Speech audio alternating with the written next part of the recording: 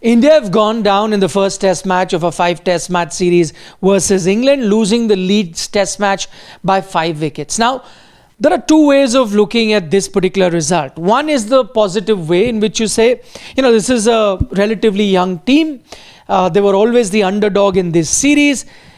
Despite that, they fought tooth and nail for the entire duration of this test match, where both teams were neck and neck. There was no one team that had taken a decisive lead.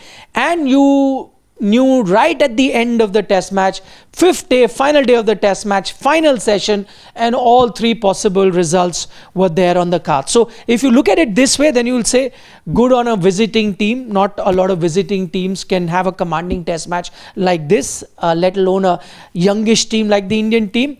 And so they gave them tough competition. So this can be looked at in a positive way. There's also another way of looking at this test match. That is, India had so many chances.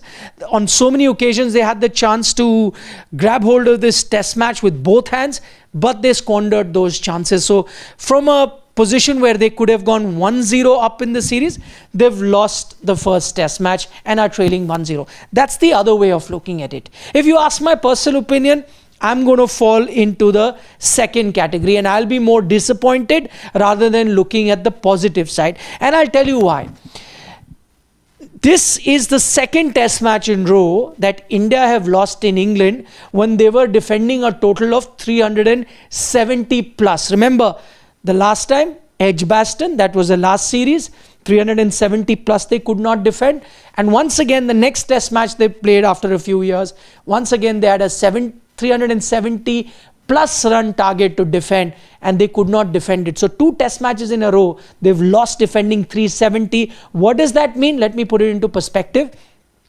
There have been about 2,500 plus test matches played in the history of the sport, and only on 9 occasions has a team chased down 370 plus successfully in the 4th innings and won a test match. It's only happened 9 times out of 2,500 test matches, and India have been guilty on both those occasions, last 2 test matches that they played in England. My point being that this is a rare occurrence. How can India, okay, you lost this particular test match last time, but you would have said that's a rare occurrence.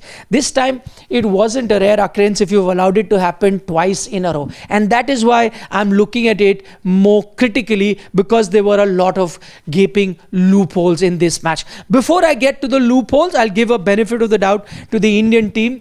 Yes, this was a benign pitch, flat pitch, nothing on offer for the bowlers in the 4th innings of a test match. And I think that is also a mistake. We often criticize pitches that are ranked turner in India, saying this is not a healthy competition, bat and ball. And I think on the same yardstick, you need to criticize this pitch as well, because whatever said and done, typically in a test match, by the time you play the 3rd inning or the 4th innings, you get to the 5th day of the test match, the pitch should deteriorate, batting should be tough. Whether they are assisting spinners or assisting fast bowlers that pitch, that's another matter. It could assist anybody, but it should be helping bowlers, and batting should get tougher. But what has happened this time? Batting kept getting better as the test match progressed, and I think that's where I'm giving another benefit of the doubt to the Indian team. They ended up losing the toss. And Ben Stokes knew this about Leeds, because we've had in the last 2 decades 3 times a big enough 350 plus total being chased on this ground. You knew the nature of this pitch. It gets better to bat on as the test match progresses. So it was a good toss to win. He took the right call, and they were chasing. No wonder they were very confident even when they had to chase 370, because they knew the pitch will be conducive. So that aside, that's the benefit of the doubt. Having said that, why am I looking at this result critically from the Indian point of view? Is because you had plenty of chances of winning this test match. 4 major blunders that you have made in this test match. Let's start with blunder number 1, and that's your batting. Your top order may have gotten a lot of runs, but your tail once again found wanting. And this has been a story with Indian cricket for the last few decades that I can think of. It's a permanent feature with the Indian cricket team, where our tail doesn't seem to wag and the opposition tail always gets some crucial runs. That's exactly what happened this time around as well. First innings, you collapsed 7 wickets for 41 runs.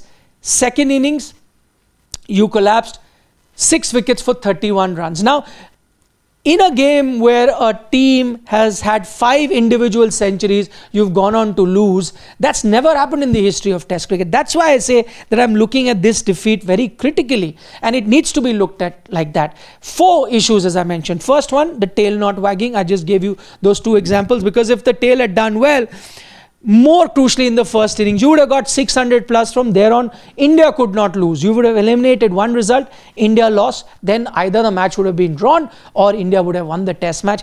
That's the first error that they made. The second error, fielding. I mean, you can have drop catches, 1 or 2, but I can think of so many crucial drop catches. I know Yashasvi Jaiswal is coming under a lot of criticism because it's happened with him once before at the MCG test. There also some drop catches cost us the match. Here as well, 2 important catches he dropped.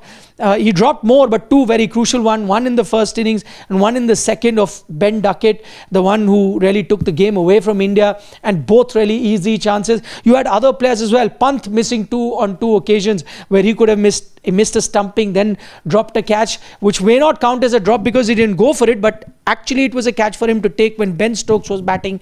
Those were some crucial catches dropped, and overall the ground fielding also left a lot to be desired. Jasprit Bumrah dropping a catch, Ravindra Jadeja dropping a catch. So I think the Indian fielder was also another major contributing factor.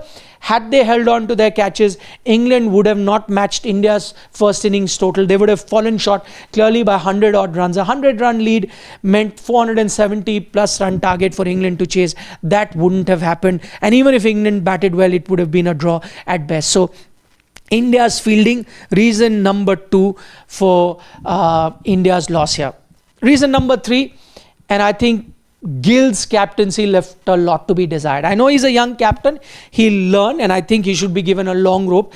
But in this particular test match, when you're defending 370, he needed to come out with an attacking mindset, have attacking fields. From the word go, Siraj was bowling with 1 slip. You removed so many times the slip had gone, the first slip had gone, sometimes you kept second or third slip in the first 1 hour of that opening session. These are tactics you do once the batting team has piled on about 100-run partnership. Then you spread the field. You had boundary riders both on the leg side and offside. If I hit a cover drive, there was a fielder on the boundary, an extra cover, a deep extra cover on the boundary from the word go. There was a deep square leg or a deep mid wicket from the word go for the flick that batters were hitting. What that does is gives the batters confidence. Now you could have put pressure on England saying 317, it's a mountain to climb.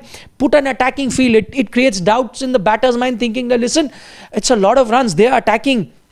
Even if a few boundaries had come with some good shots, no problem. You have enough runs to play with. But as soon as you have these defensive field sets, you're telling the batter that the opposition is expecting us to chase it down. And that's what England did. They didn't fall into India's trap of playing airy-fairy shots, playing baseball cricket. They played sensible cricket, got boundaries on and off, and with the deep fielders picked up singles and doubles. And I think that's where they cruised to victory. So, in terms of aggressive mindset, Shubman Gill found wanting, and other aspects of his captaincy. In terms of his bowling as well, I think, under bowling Shardul Thakur, you give him any bowler. If you've picked him, either don't pick him. But if you've picked him, then you believe that he can take wickets. You gave him 6 overs in the first innings, that to 3 over spells. 3 over spell is not good enough for any bowler. I mean, even if it was Siraj, Prasidh Krishna, whether they're going for runs or not, you need to give them 5-6 overs at a stretch for them to execute their plans. If you give 3 overs, that I think is just tokenism. They're just showing that, okay, I have him, so I'll give him a 3 over spell. 2 3-over spells in the first innings, clearly didn't pick wickets. You want to give him many overs here as well. That's another thing, that he picked up 2 wickets and got you back in the game. But there as well, you were only happy giving him a 2 over or a 3 over spell. I don't think that's how you need to treat a bowler. He is a bowler who's picked up wickets in the past. He picked up 2 here as well. I think you needed to balance your overs out, and I think that's another thing where Shubman Gill was found wanting. So overall, if you see his field placements and the way he distributed the overs amongst his bowlers, many things for Shubman Gill to learn as he goes forward, and that I think is factor number 3 why the Indian team did not do well. And factor number 4, I have to get to India's bowling. Jasprit Bumrah had an off day. Had he had a good day this time, who knows? This close match could have been much closer. Who knows, India could have even challenged for a win had he picked up 3 or 4 wickets in an innings, which he usually does. I mean, I can't remember the last time he went through an innings without picking up a single wicket, but that happened unfortunately for India.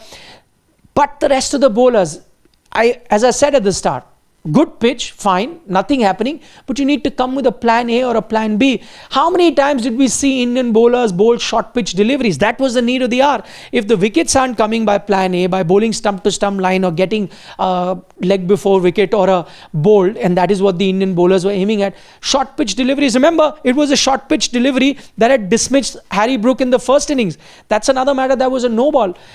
Remember, it was a short pitch delivery that almost had Ben Duckett out had Yashasvi Jaiswal held on to the catch.